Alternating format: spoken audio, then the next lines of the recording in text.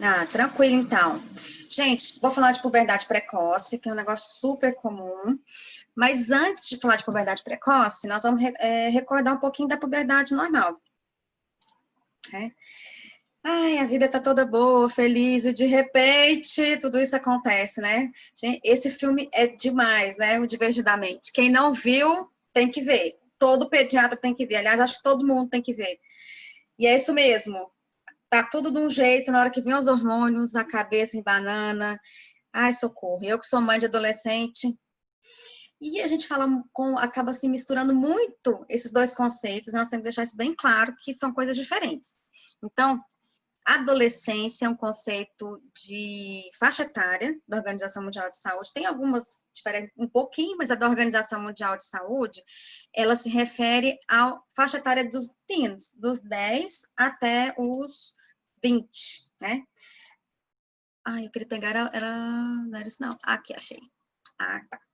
E a puberdade é quando começam a você ter a presença de hormônios sexuais. Então, quando começam as características sexuais secundárias. São conceitos intercambiáveis algumas vezes, mas nem sempre. Que algumas vezes a puberdade pode começar em crianças escolares, e eu posso ter adolescentes que ainda estão impúberes. Então, olha o quanto difere a normalidade do início da puberdade. Nos meninos, é normal começar entre 9 e 14, olha, o delta é muito grande, né? E nas meninas, um pouquinho mais cedo, entre 8 e 13 anos, isso, estou falando do início. E o que eu considero o início de puberdade? Para meninos, é o quê? O aumento do testículo, maior que 4 ml, que no maior diâmetro significa 2,5 centímetros. E nas meninas é o quê? Até lá, que eu não tenho à disposição como examinar com a minha mão a gônada, como eu faço nos meninos, mas eu vejo o primeiro sinal de que o estrógeno está circulando em níveis maiores, que é o broto mamário. Não é só olhar para essa mama, que eu posso ter uma menina mais gordinha e tem um volume ali. Eu tenho que palpar e vejo que tem aquele broto que é uma consistência mais endurecida, dói, as meninas vão lembrar disso. Se eu tenho só pelo, isso não é puberdade, é só pubarca. Claro que as coisas podem vir juntas, existe um amadurecimento do eixo como um todo. Se eu tenho meninos que têm só pelo, sem aumento de testículo, da onde está vindo esse hormônio sexual masculino? Está vindo adrenal. Nas meninas, adrenal com certeza. Então, a gente tem que avaliar mesmo, tem que palpar testículo, tem que palpar mama. Então, a gente vai se enganar, né? Lembrando a classificação aqui dos estágios de Tanner. Então, não existe zero, viu, gente? Se parecer zero é porque é peguinha de prova. Acontece muito em concurso. Então, começa no 1. M de mama, M1 é a mama infantil. O 2 sinaliza que começou a puberdade, é o broto mamário, mas restrito à areola. O M3 passou do contorno da areola. O M4 a gente vai ver melhor com a menina de perfil. O que acontece? Eu tenho essa projeção aqui a mais da parte da areola. E o M5, essa projeção some porque existe um aumento da parte fora da areola. Nos meninos, também zero não existe. G1 é criança ainda, né?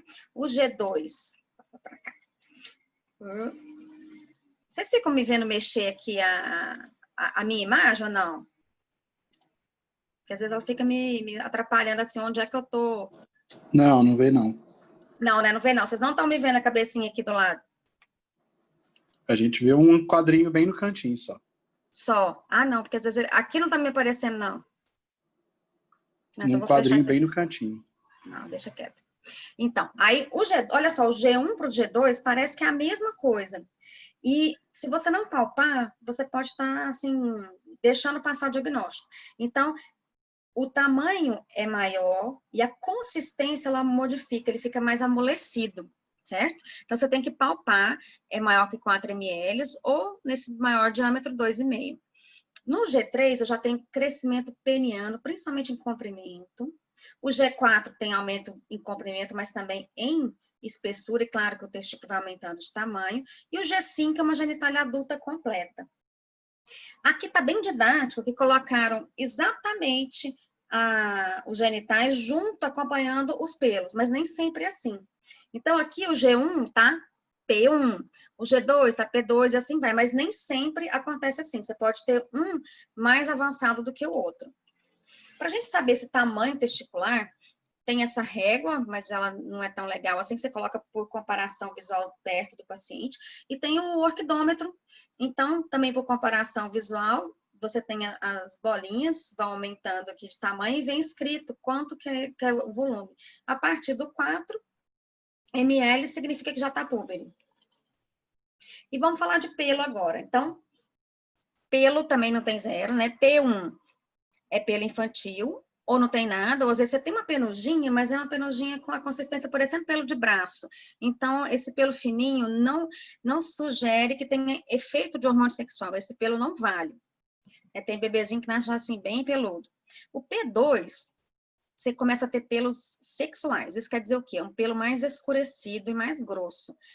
Não é encaracolado ainda. Então, nos meninos, na base de pênis, nas meninas aqui, você tem, às vezes, que tá dando para ver bem, mas às vezes você tem que afastar os grandes lábios para ver, que é na parte mais interna dos grandes lábios. O 3, na menina, a gente tem, ele faz como é que fala? Tipo um bigodinho de Hitler, faz uma subida e descida nos meninos aqui também. O 4 é o triângulo. Esse 4 aqui não está muito bem representado, mas a gente considera 4 quando você tem o triângulo melhor formado. E o 5 é uma distribuição de pelo já de adulto. Tem alguns autores que colocam 6 quando você vai para a raiz da coxa. Então, tá só falando aqui. Então, lembrando dos estágios de Tanner, nós vamos agora passar, então, para a puberdade precoce. Precoce quando vem antes, né? Então, antes dos 8 na menina, antes dos 9 no menino. Acabou a aula. Não é só isso. Então, tempo é importante também, mas não é só o tempo. Eu tenho que ter o tempo antes da hora, ou quase antes da hora, a gente vai ver um pouco disso. E a evolução, a puberdade precoce, ela evolui rapidamente, comprometendo o crescimento final. Então, essa criança, nessa fase de puberdade precoce, ela cresce muito. Lembra, para fazer pico do estirão de crescimento, eu preciso de hormônio de crescimento e hormônio sexual.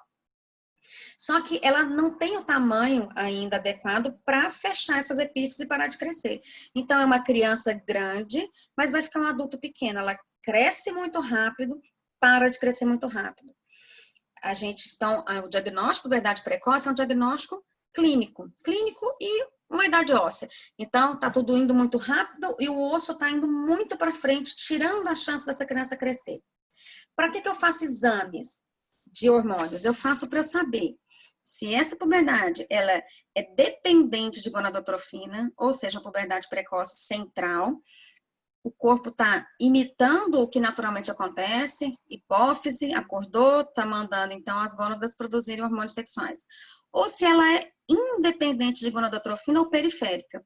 A hipófise não tem nada com isso, o eixo hipotálamo, hipófise, gônadas não está ativado, mas a gônada ou outro órgão resolveu por conta própria produzir hormônio sexual. Isso difere completamente prognóstico, tratamento, são 2 grandes grupos. Essa aula nós vamos focar praticamente na puberdade precoce central ou verdadeira. Vamos só dar uma pinceladinha na periférica, que é a coisa mais comum, é muito frequente.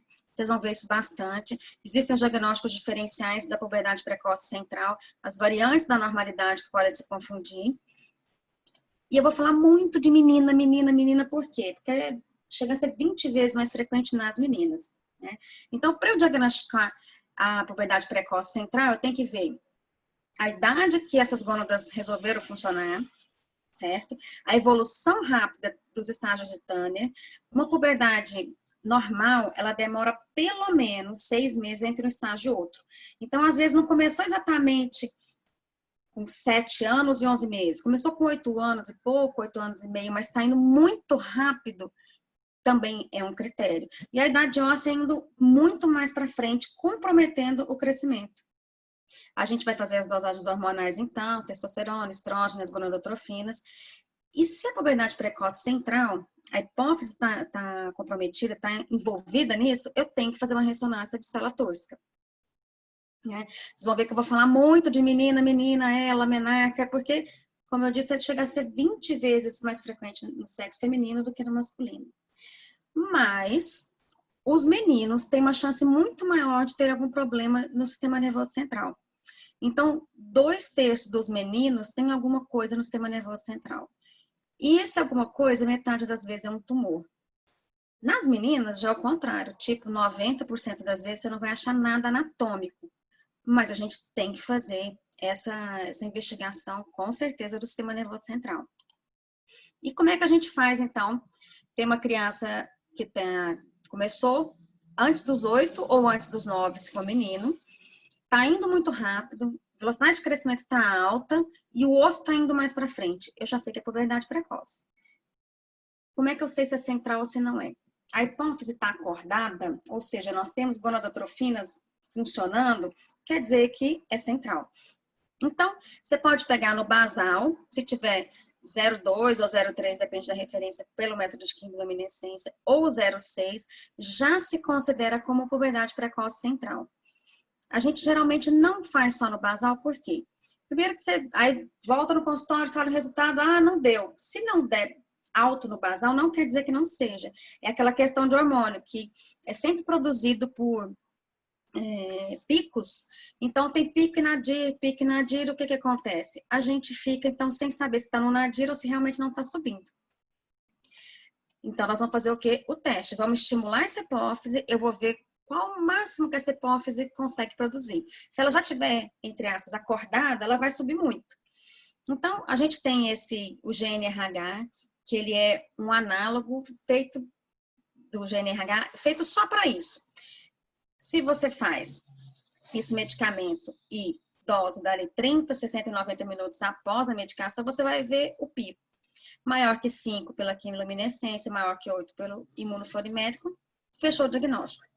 Acontece que esse é um remédio importado, caro pra caramba, cotado em dólar, e a gente há uns 10 anos atrás teve um problema sério, que teve uma diferenciação aí com importação e não tinha no Brasil.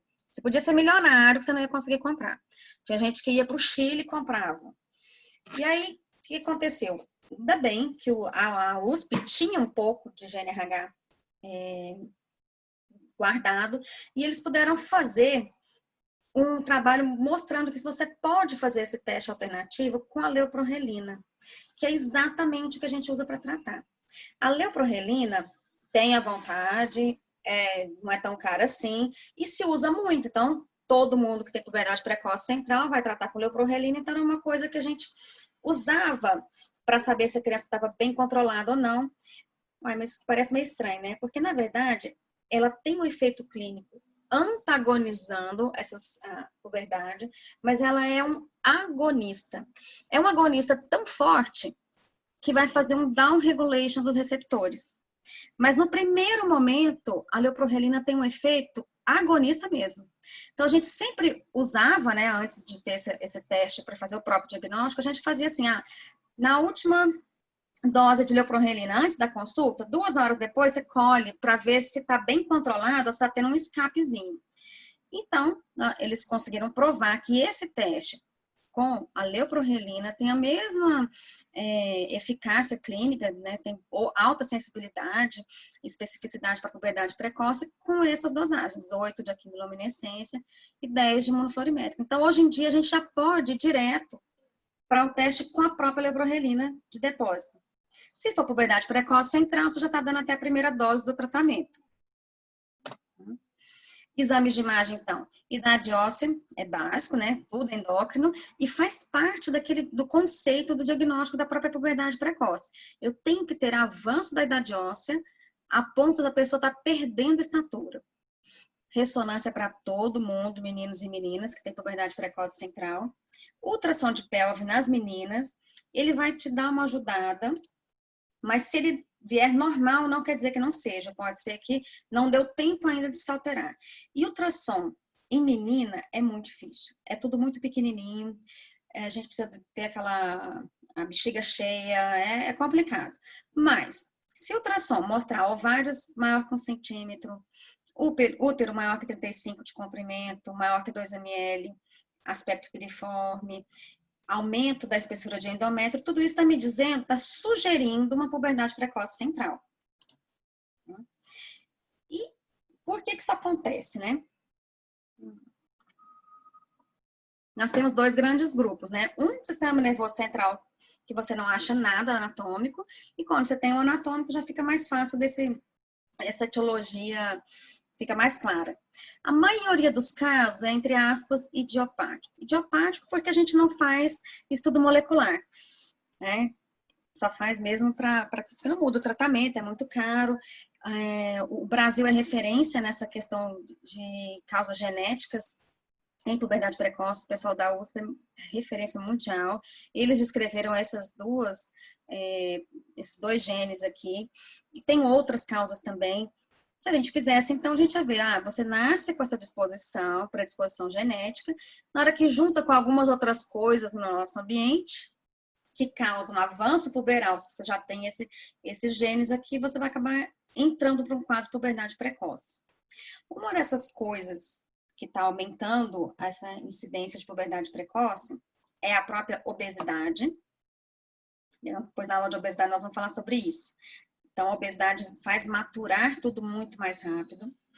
Essa exposição a disruptores endócrinos, nossa, ficou em inglês aqui, mas bom. Disruptor endócrino, então, não sei se vocês já tiveram contato com isso, a gente pode até fazer uma aula só sobre isso, que é bem interessante. São substâncias que são exógenas, mas que elas conseguem bagunçar os hormônios. Então, elas conseguem fazer ocupação de receptor de hormônios. Mas o primeiro, não o mais famoso acho que é o bisfenol. Mas já ouviram falar de DDT? Era um veneno para matar essas coisas de lavoura. Ele está proibido desde os anos 70, sei lá, tem muito tempo. Mas só que a encrenca fica no solo até 30 anos. Essa história, bem interessante, começou nos anos 70. Os biólogos foram estudar o comportamento estranho de um jacaré no lago do Michigan. Os jacarés macho estavam com um comportamento esquisito. Eles estavam com um comportamento homossexual. E, pô, falou, mas o que está acontecendo? E foram estudar. E aí foram um rio acima. E o que tinha nesse rio? À beira do rio tinha uma fábrica de DDT e despejava tudo lá. Então, eles foram estudar o que era esse DDT e viram que ele tinha um efeito... Ai, espera só um pouquinho, filha. O DDT tem um efeito anti-androgênico e estrogênico. E a partir daqui, diversos outros compostos foram sendo estudados. Gente, disruptor endócrino tem um monte de coisa, um monte, não só medicamentos, venenos direto aí, defensivos agrícolas, na verdade é veneno, né? Composição de plásticos, maquiagens. Se você for estudar demais, você fica até meio doido, você vai virar um hippie, vai para a comunidade hippie. Mas a gente tem que tomar alguns cuidados, tem que saber que eles existem e nós estamos todos muito expostos aos disruptores endócrinos. Outras situações que podem maturar esse eixo mais rápido e fazer uma puberdade que é uma puberdade precoce não central, virar a puberdade precoce central, seria a hiperplasia adrenal congênita, se tiver um tratamento muito tardio, então você acaba maturando esse eixo. Se você tiver um tumor, então você tem um excesso de hormônio sexual, você tira o tumor, abaixa, mas você maturou o eixo, aí você vai continuar com a puberdade precoce central. Testotoxicose é uma doença que você faz tipo, lembra até aquela tirotoxicose, é mais ou menos parecido. Você faz um excesso de produção de testosterona por conta própria do testículo. Nada a ver com o eixo. Só que, se não tratado precocemente, você matura o eixo e vai ter puberdade precoce central. E a síndrome de McCune-Albright, que é um clássico de puberdade precoce periférica, a mesma coisa. Qualquer uma dessas exposições crônicas a esteroides sexuais, se não tratado, você vai maturar esse eixo. Se tem alteração do sistema nervoso central, Então, tumor, qualquer tipo deles, malformações congênitas. Quero chamar atenção para doenças adquiridas, qualquer tipo. E chamar muita atenção para trauma. Então, uma criança que teve um TCE grave o suficiente para precisar de um acompanhamento. Então, teve... Nossa, minha cachorrinha está puxando as coisas, né? Minha filha. Então, se você teve um TCE importante e a pessoa precisou de um acompanhamento com neuro, ela teve perda de consciência, teve sangramento, teve convulsão, esse TCE foi forte o suficiente para ter, talvez, alterado a hipófise. Ou rompe a haste, ou você não rompe a haste totalmente, mas você pode comprometer essa nutrição. É um lugar muito sensível. Então, crianças que tiveram TCE, mais à frente, elas podem ter comprometimento endócrino, a gente tem que ficar de olho. Pode ter também de outros hormônios, não só da parte de hormônios sexuais. A martoma hipotalâmico merece até um slidezinho só para ele. Esse bebê aqui, ele não tá rindo de feliz. Isso aqui é uma epilepsia gelástica. Então, são risos súbitos, sem motivos, parece aquele riso do Coringa. As crianças mais velhas, elas falam, olha, tia, não, eu não estava feliz, mas era agoniante e eles não conseguem parar com esse riso.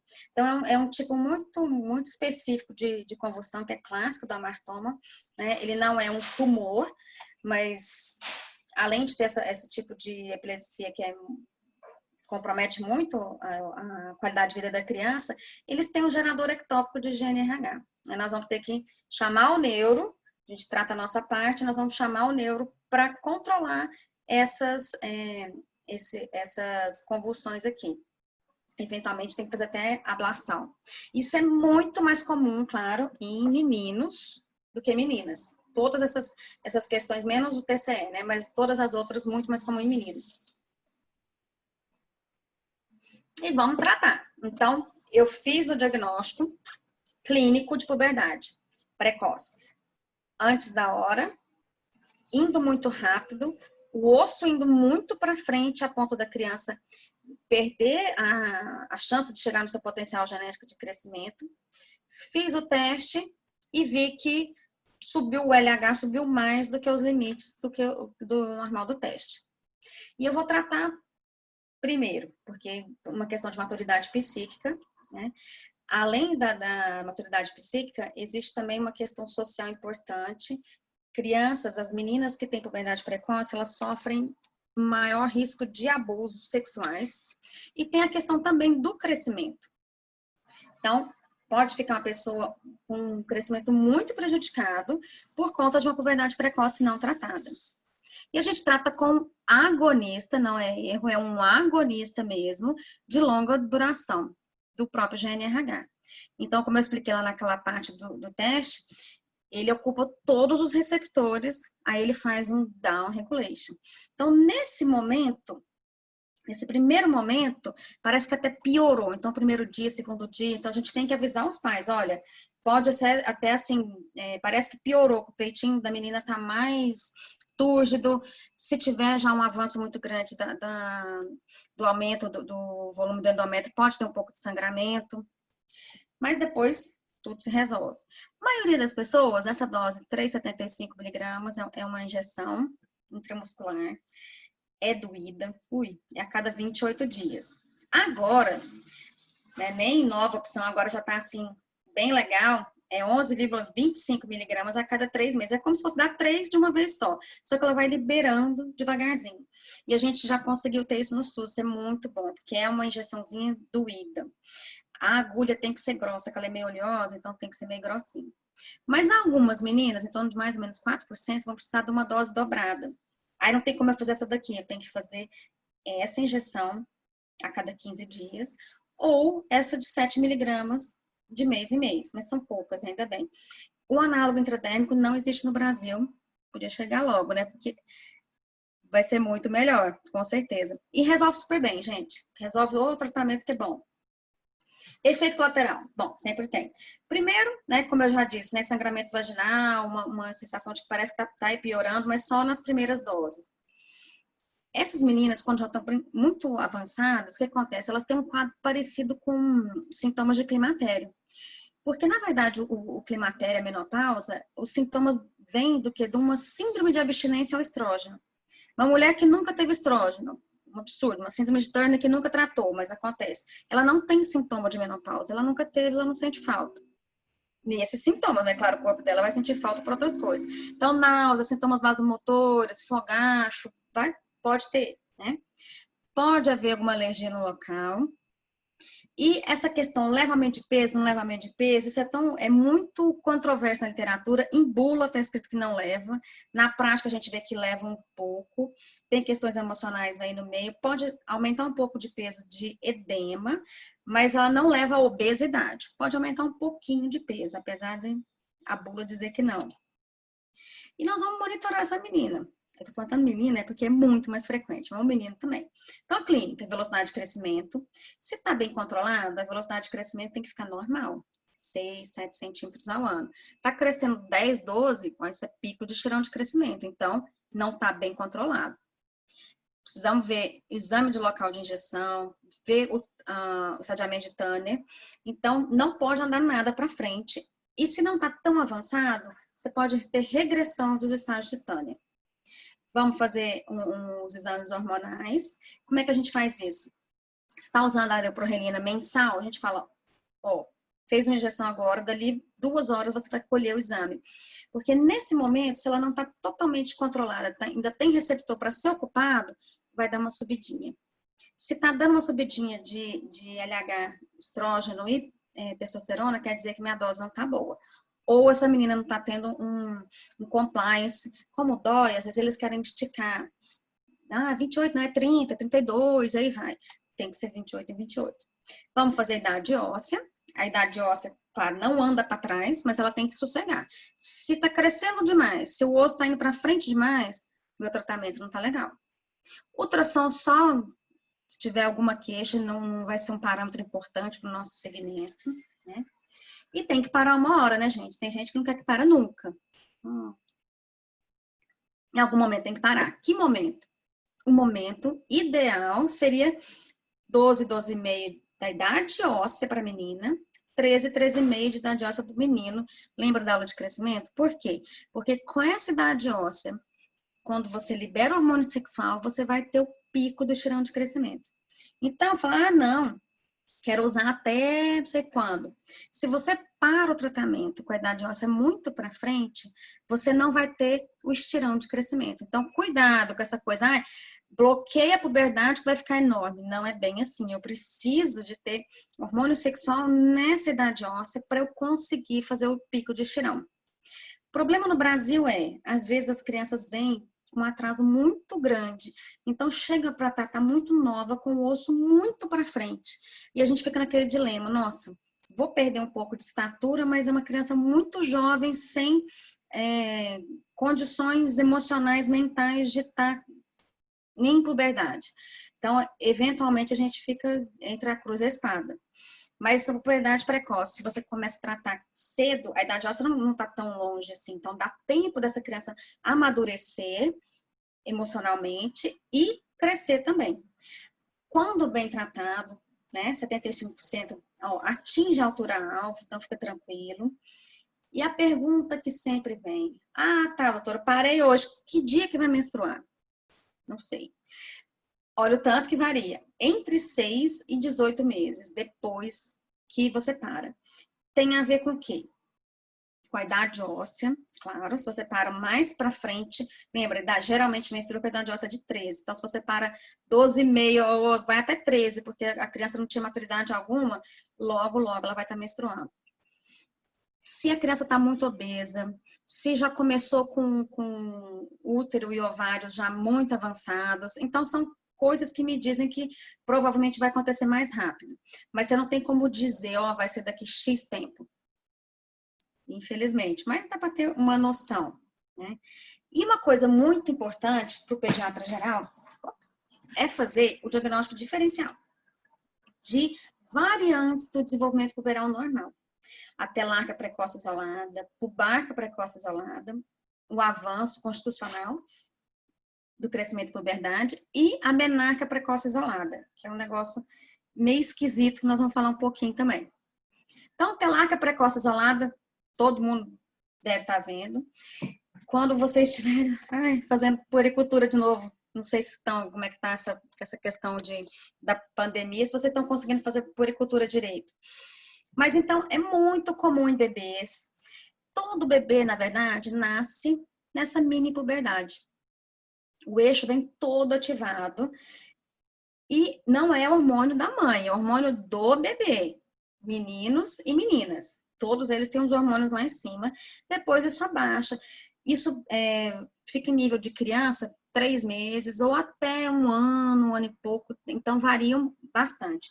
Mas quando você tem uma telarca, sem nada de outro sinal de ação estrogênica, aí você pode falar que é telarca precoce isolada. Então, eu vou examinar esse bebê como um todo.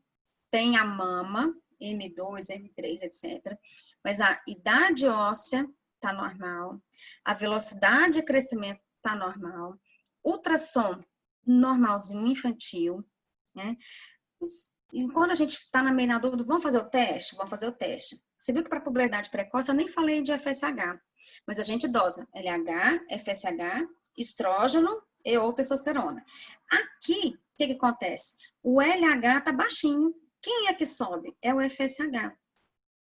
Parece que é só que essas crianças são mais sensíveis. Então, é normal que todo mundo tenha hormônio sexual lá em cima quando é bebê. Mas nem todo mundo tem telarca. Então, quem tem o tecido mamário mais sensível vai apresentar telarca. Mas, olha só, 80% das vezes é assim, mas 20% das vezes, mesmo estão tudo ok, eu não vou mandar essa mãe sumir. Fala, ó, se começar a crescer demais, tem que voltar aqui comigo. Aliás, quando é bebezinho, tem que voltar todo mês, né? Mas 20% pode evoluir para a puberdade precoce. Então, uma pequena porcentagem, essa telarca precoce é o primeiro sinal de uma puberdade precoce que vai aparecer. Mas a maioria das vezes não, mas nós temos que ficar de olho. A clínica, gente, é a principal. A clínica é soberana sempre. Começou a crescer demais, idade óssea começou a avançar, aí nós vamos mudar, nós podemos mudar o nosso diagnóstico ali para frente. Aí nós temos outra variante do normal que é bem comum, que é a pubarca precoce isolada. Então, pelos antes da hora, sem outras doenças. Antes do 9 no menino, antes dos 8 na menina. Aqui, um pouquinho diferente da telarca precoce, você tem um aumento de velocidade de crescimento e um avanço de idade óssea, mas ele é discreto. E uma coisa compensa a outra. Então, você não tem comprometimento de altura final.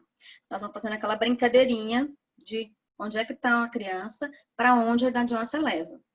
E a puberdade vem na hora certa. Ou seja, é uma menina que tem pelo, mas não tem mama antes da hora. É um menino que tem pelo, mas o testículo está do tamanho infantil. Principal diagnóstico diferencial: hiperplasia adrenal congênita, forma não clássica. Lembrando que o teste do pezinho, o design dele, não é para pegar esses meninos aqui, não. Não teve falha do teste do pezinho. Ele é para pegar a forma clássica.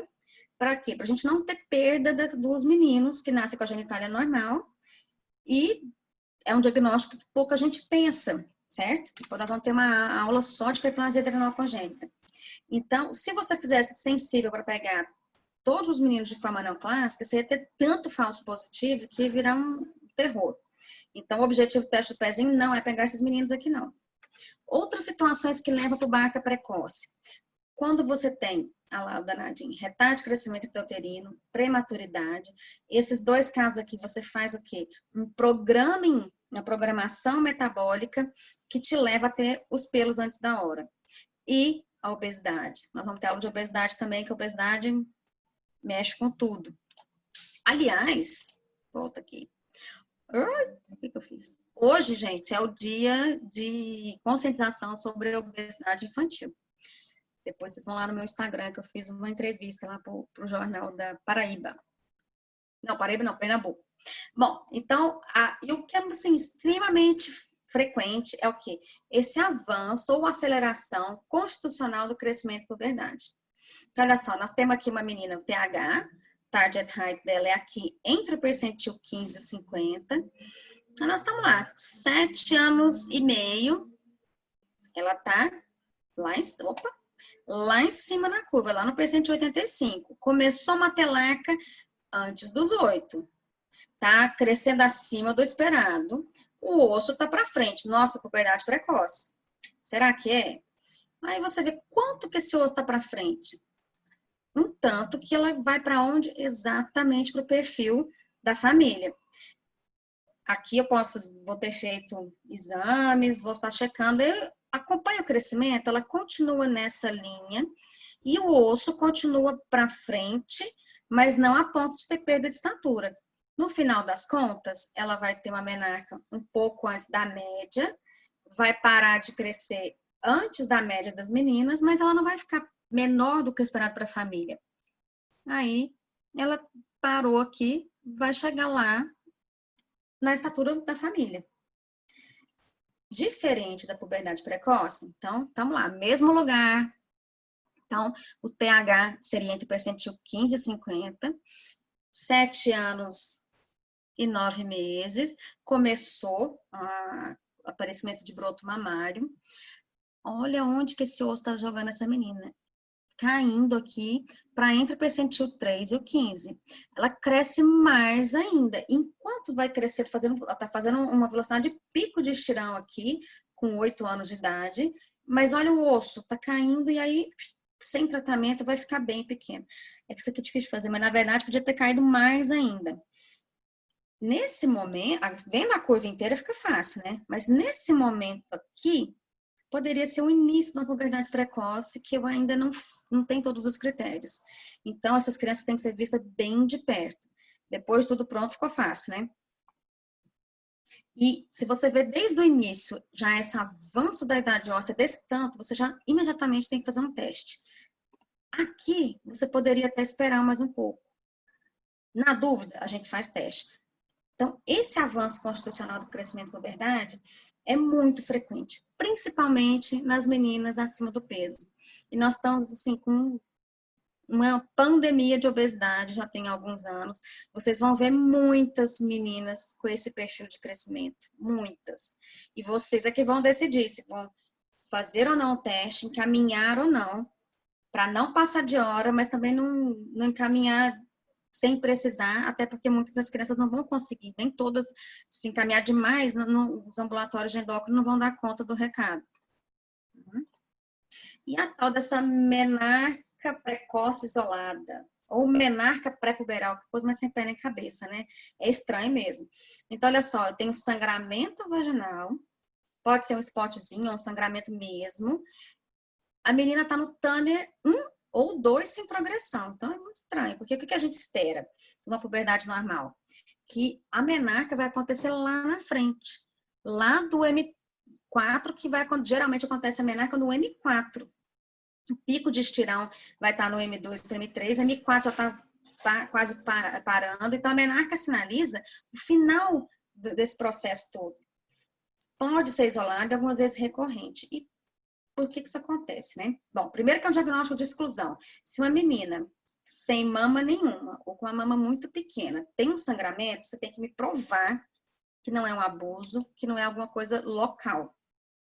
Então, a gente tem uma lista enorme de diagnósticos diferenciais que eu vou mostrar. E por que isso acontece, né? Então, depois de ter revirado a menina de cabeça para baixo, existem algumas hipóteses para explicar isso, né? Que teve estrógeno, boom de estrógeno, e depois esse estrógeno sumiu. Isso a gente sabe que sim. Porque por que tem um sangramento? Eu tenho um aumento do endométrio e depois ele descasca.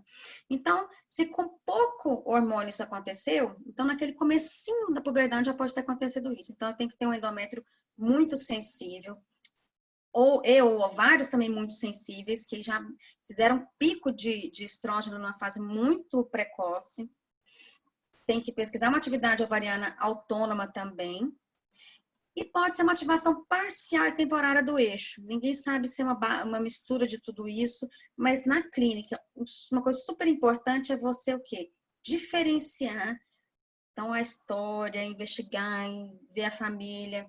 Então, olha só, pode ser uma puberdade precoce na menina obesa, que você examina, você não percebe que tem mama, você acha que é só gordura. E essa menina pode estar com mama já há algum tempo, está fazendo puberdade mesmo, mas ela é obesa e foi difícil de diagnosticar isso. Outra coisa que tem acontecido bastante, contato com estrógeno, porque está muito em voga tratamento de menopausa com aqueles pets, com os adesivos. Aí, se a avó resolve passar no braço e cata a criança no colo, ou coloca na coxa, mas num lugar onde a criança encosta, então a gente sempre tem que perguntar, tem alguém próximo, algum cuidador que possa estar usando esses pets? Lembrando isso para a testosterona também, hein, gente? Às vezes faz puberdade precoce em menino ou um hirsutismo, um excesso de pelos em meninas, a gente tem que checar se pai ou alguém que cuida não está contaminando essa criança por causa desses pets. Claro que nós vamos fazer todo o exame ginecológico, é extremamente importante. Temos que procurar, de todas as formas, o diagnóstico diferencial. Quero chamar atenção aqui para o hipotireoidismo primário. Por que isso? É coisa esquisita, né? Mas o hipo não deixa tudo lento e vai ter atraso puberal? Geralmente é. Mas se você tem um hipotireoidismo primário, quer dizer o quê? A glândula não funciona, então o TSH está lá em cima. De longo prazo, não tratado, ele tem tanto TSH que esse TSH vai começar a ocupar receptor que não é dele. Lembrando que TSH, LH, FSH e o HCG são hormônios muito parecidos. Eles têm essa unidade alfa e beta. A alfa é igualzinha, os quatro. A beta é que dá a diferenciação e a especificidade. Por isso que o exame de gravidez é beta-HCG. Para ter certeza, assim, cada um diagnóstico desse em cima do muro, assim. Por quê? A subunidade beta que diferencia. Mas só tem tanto TSH, daqui a pouco ele vai começar a ocupar receptor de LH e FSH. Então, ele induz uma puberdade simulando a puberdade precoce. Infecção, trauma, corpo estranho, abuso, como é que eu vou fazer esse diagnóstico? Exame ginecológico. Claro, você não vai precisar fazer com espectro, nem com aquela mesa de gineco, mas essa posição que a gente consegue ver, deixar a criança calma, e dá para a gente ter uma noção muito boa se nós vamos precisar ou não de chamar medicina legal e etc. E quando a puberdade precoce for periférica, eu quero chamar a atenção aqui, que pode ser um monte de coisa, né? Uso de exógeno de esteroides sexuais, ou às vezes a criança acha bonitinho, anticoncepcional parece balinha, já vi isso acontecer. O hipotireoidismo de longa data que a gente falou agora, esse encostar num pet pode acontecer. Tumores, né, produção de HCG, tumor adrenal, testicular, hiperplasia de célula de Leydig, ovariano, cisto ovariano autônomo, temos de tudo. E eu quero lembrar de vocês da síndrome de McConnell-Bright, que ela não é tão incomum assim, é uma tríade, que é a puberdade precoce, a displasia óssea fibrostótica e as manchas café com leite. Então, a criança nasce com uma mutação que ela tem a proteína G ativada o tempo inteiro. Então, tem vários hormônios que eles atuam via proteína G. Então, ele ocupa o receptor, proteína G ativada, ele desocupa, é desativada. Ele vai estar constitutivamente ativado ali. E pode ter associação com outras hiperfunções, como, por exemplo, adenoma que secreta GH, prolactina, hipertireoidismo, hiperplasia adrenal. E aqui é o clássico, né? Puberdade precoce, mancha café com leite e a fibrose óssea. E como é que a gente trata? Puberdade precoce central é ótimo. O tratamento é esse, não tem dúvida, o mundo inteiro faz, é um consenso, beleza. Funciona. Quando funciona, você não tem muita opção. Aquilo ali funciona. Hipotireoidismo, levotiroxina funciona, é isso aqui. Diabetes, vamos dar insulina e pronto. Quando você tem tratamento demais, é porque nada não é muito bom, nada funciona muito bem. Bom, se eu tenho uma coisa anatômica, um tumor, tá fácil. Tirou, geralmente tirou, acabou. Aí, quando não é tumor, por exemplo, McConnell-Bright é uma das encrencas, que aí nós não temos como chegar lá na fisiopatologia mesmo, a gente vai tratar o efeito daquilo ali. Então, não é muito bom. clinicamente, a gente segura, mas nem tanto, acabam ficando essas outras causas de puberdade precoce ficando com uma estatura menor. Então, nós vamos lá. Progestágenos, que vão ter um efeito antiandrogênico. Tem outras drogas que são diretamente antiandrogênicas. Temos antiestrogênicos, análogos agonistas do GnRH, porque muitas vezes a gente, puberdade precoce independente de gonadotrofina ou periférica, ela vai levar a uma puberdade precoce central. Então, nós vamos ter que, às vezes, usar dos dois tipos de tratamento aqui. Tem um monte de coisa, deixa essa bibliografia que é mais básica para quem tiver interesse. E obrigada, meu povo. Aqui vocês me acham e querem abrir para perguntas. Eu espero que tenha ficado gravado.